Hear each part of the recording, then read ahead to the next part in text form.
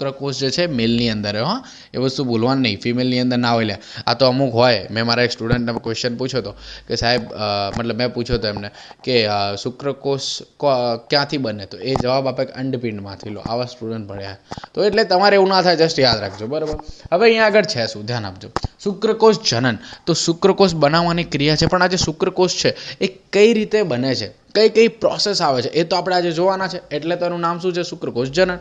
તો જો આ જે છે કેટલા તબક્કામાં થાય, તો જો 1 2 3 4 ટોટલ 4 તબક્કામાં આ પ્રક્રિયા થાય છે. બહુ મસ્ત છે, ધ્યાનથી સમજાવીશ, જોજો. પહેલું શું છે, પહેલું છે ભાઈ કોષ વિભાજન. ઓકે, ખબર પડી ગઈ. પહેલું શું છે, કોષ વિભાજન, હા, ડન. પછી બીજું શું છે, બીજું છે ભાઈ ગ્રોથ. ઓકે, એ પણ ખબર પડી ગઈ, બીજું ગ્રોથ. ત્રીજું છે પરિપક્વન. ઓકે, ચોથું છે શુક્રકાયંતરણ.